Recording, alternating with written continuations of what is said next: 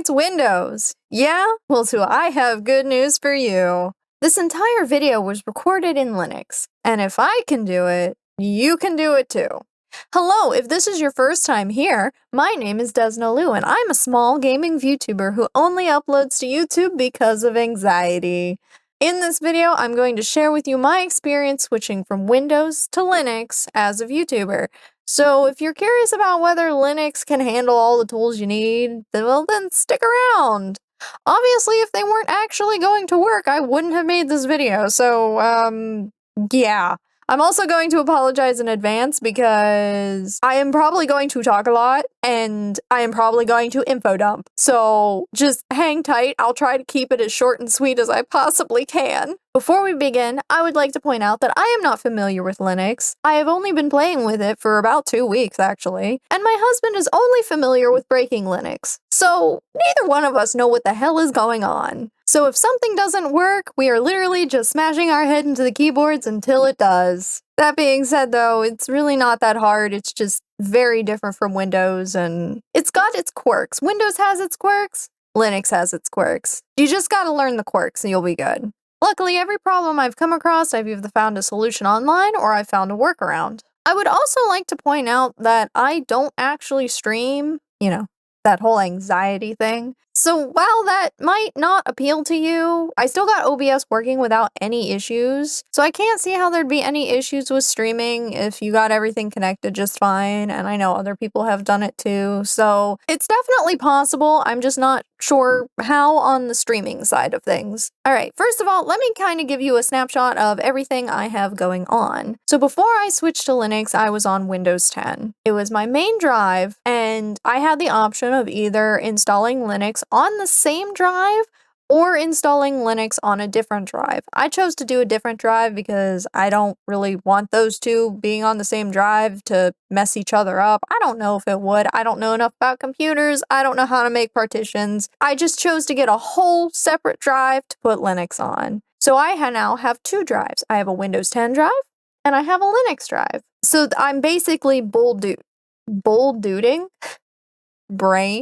I'm basically dual booting. I could have put them on the same drive, but this way seemed easier, and to minimize any kind of chaos, I just decided to have them on completely separate drives. And when I installed Linux, I took all of my other drives out because I am stupid and I am not accidentally erasing something. I actually recommend taking all of your other drives out, or at least unplugging them from your motherboard. It made installing a lot easier because there was only one drive I could install to. Also, both of those drives are M.2 drives if you're curious. Having them on separate drives also gives me the flexibility to kind of test out programs on Linux and see if they're going to run good, or fall back to Windows if I'm really having trouble. And it also gives me time to learn Linux, and if I get frustrated, I can just switch back to Windows for a little bit for a break. I have it set up to the point now that when Windows support ends, I can just turn off the internet to Windows and still have a relatively safe machine. This leads me to the type of Linux distro I chose. There's literally an insane number of distros, and they all come with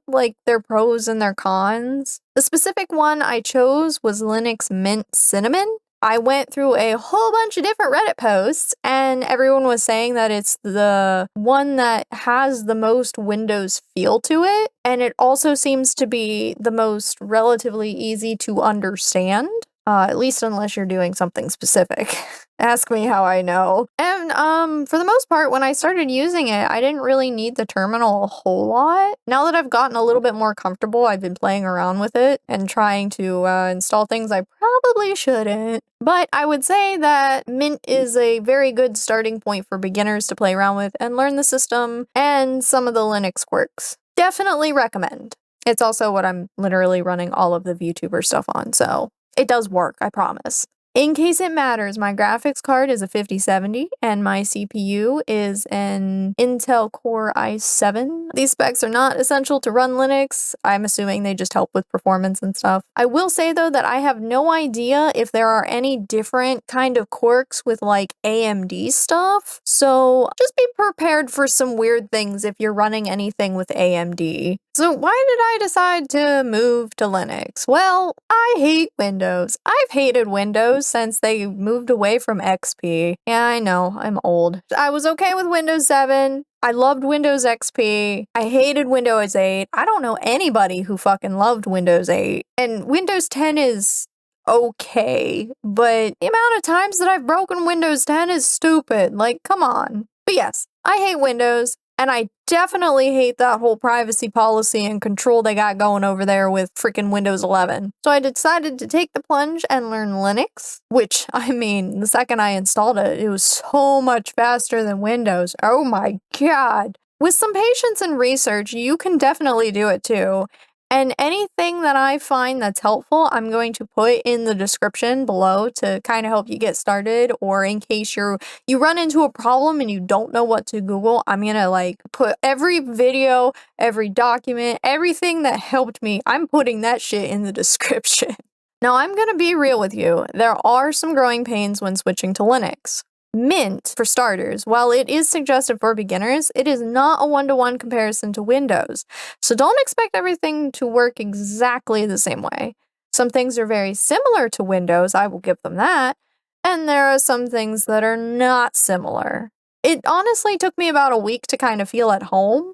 You can use the Mint settings and themes to tweak the look. If you're a Windows fan, there's like a Windows 10 theme. There are times when you will have to Google things and you're probably going to get frustrated. My biggest issue with Googling was that I really didn't know what to Google when I ran into a problem. There was a lot of new terminology that I just didn't know what it meant, which made Googling a lot harder than it needed to be. Your best friend is going to be Reddit and the Mint Linux forums. Like, actually, that's where I found most of the solutions to my stupidity, for lack of a better word. Ignorance. Ignorance is a better word. My brain's just over here calling me stupid. For the most part, the community seems pretty helpful. You will find that you're gonna get complex answers though, like when looking for stuff, because people just assume if you're a Linux user, you know how to use the terminal, and some of the solutions were just way more complex than what they really needed to be. And it's like, can we keep it simple, guys? Please, we're new here. If there's any veterans watching, keep it simple. Please, please, please, please, please. I am stupid.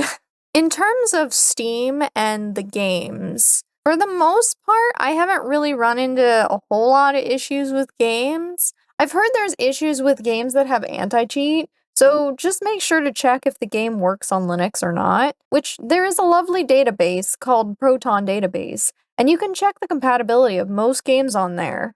And if you have a game that's giving you trouble, there's suggestions in the comments for what other people did to get their games up and running. I've ran a couple games so far, like Phasmophobia and Dark Souls, and for the most part they ran without any configurations. But with Phasmophobia, it was stuttering a bit, and there was a little bit of lag, so I checked Proton Database and copied someone's settings, and it ran much better after that. I will say, if you're thinking that you can have your video games on the same drive as the one you use for Windows, like if you want to use it between Windows and Linux, probably not gonna work. I was fighting with my computer for like 30 to 40 minutes, trying to figure out why my games weren't working. And then it's like, I Google it and it's like, oh, okay, it won't work with a Windows drive. Got it. So yeah, you'll have to like either buy a new drive or clear off an old drive or just put them on the same drive as your Linux, because they don't talk nice to each other. The Windows drives and the Linux drives just don't talk nice to each other. If you're running a dual system, you'll notice that Windows won't even recognize that your Linux drive is there. Linux can see Windows. Windows cannot see Linux. And for the most part, you really shouldn't need to mess with saves because of the Steam Cloud. Thank you, Steam. Thank you, Steam, for the cloud. Something else I should mention was that when I made my extra Steam drive, it was disappearing every time I restarted Linux and then disappearing from Steam. So I had to go into the settings and set it so that it would mount when I started it up, which mounting and unmounting is one of the new Linux terms that I had no idea what it even meant. It's essentially mounting and unmounting a drive. There's also something called Grub, and if you're running dual boot, it's going to be your best friend. So essentially, you're going to set your Linux drive to be your main drive to start up from, but Grub will actually be the first thing that you see. And then you can choose between your Linux drive and your Windows drive as to which one you want to start up in. It does a lot more than just that, but that's the only thing I've really used it for. I did need the terminal to set it up though, but the commands were like really simple and straightforward. And side note, if you're planning to dual boot, you're going to need to mess with your BIOS settings because Windows is dumb. And if you have fast boot turned on or secure boot turned on, or if you're not in the right type of BIOS configuration, it just likes to not work. It's fixable, but it's just a pain in the butt. Like, that's kind of the biggest pain in the butt I've had to deal with was just setting the BIOS settings because Windows is dumb. Updates are actually really easy. You're going to use the update manager and the driver manager, and then you'll also have to update the kernel every now and then, but that should be taken care of by the update manager as far as I'm understanding everything. Let's talk about the VTuber stuff because I know that's what everybody is here for. So I am using Steam, obviously, and then VBridger and VTube Studio. So I got them both to work on Linux. And then OBS is my go-to recording software. And then for editing software, I use DaVinci Resolve. That's what I was using on Windows. I was able to get DaVinci Resolve installed on Linux, but it was being a pain in the butt. So for the sake of time, I just edited this video in my Windows install of DaVinci.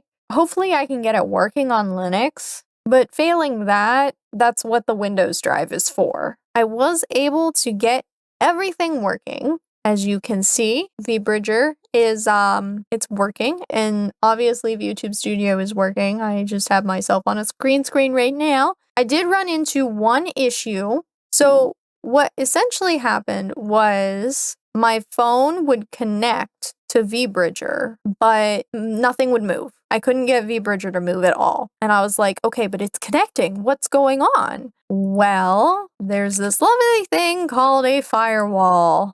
And you essentially, it's not on by default. You will have to turn this on. I had to make a rule for VBridger. It's the same port number you needed to use to set it up with VTube Studio. Hit the little plus button, go over to simple. You can type in the name, and then you type in that port number, the direction of both, policy allow, and then you just hit add.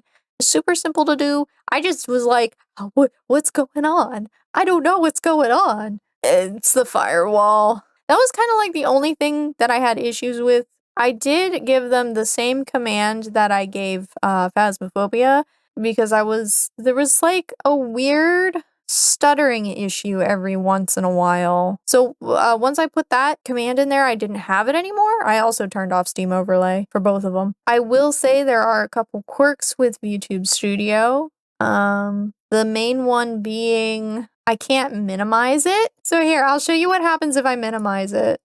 I just disappear. I'm gone. So you can't minimize it all. You have to have it up. It's apparently just a Linux and a Mac issue. So if you've used a Mac before, it's the same issue. I also can't use any of my hotkeys unless I am actually in the window. It doesn't deter me from using Linux. I would rather just deal with not having a hotkey rather than dealing with Windows, honestly. I don't have a Stream Deck or anything. I don't know if that's something that you could get it to work with, but not the end of the world. Oh no, I never came back. What? This whole time I was gone and I didn't even know it. So yeah, there's quirks. And yeah, don't look at how I have things set up. This is just my editing preference. Yeah, I know it's chaotic. All of the different things that my model can do in VBridger works. I don't have any problems with anything. I can raise, lower my eyebrows, look weird. I can do the cheek puff. I can stick my tongue out. My tail works. So yeah, everything seems to be working. There doesn't seem to be a whole lot of issues. I'm pretty sure VTube Studio would run with just the webcam and or the phone app, but I haven't been able to test it out yet. I only ever use VBridger now, so that's what I set up for this video. So overall, my experience with Linux has been pretty smooth. There were a couple hiccups here and there, obviously. Just switching from one system that you have used your entire life to a completely different system that you've never touched. There's gonna be some issues. But I got everything set up. I got OBS set up the way I liked it. I got everything transferred over to the VTube Studio. For the most part, I was able to just drag and drop my files from Windows into VTube Studio, like my model files, and they just worked. Nothing fancy. So yeah. I hope this video gave you some insight into the Linux experience. It's really not that scary, I promise. It's a learning experience, and it's gonna be weird, but overall, it's really not that bad. And if you're seriously thinking of taking the plunge, or if you have any questions or comments, just let me know in the comments section below. I'd love to hear about your own experiences with Linux. And hey, if you enjoyed this video, smash that like button. Maybe even subscribe for more random content, because I didn't think I'd ever make a Linux video, considering all of my videos are mostly about gaming. But hey, you never know what's gonna come out of me. Thanks for watching, and I will see all of you in the next video. Bye-bye!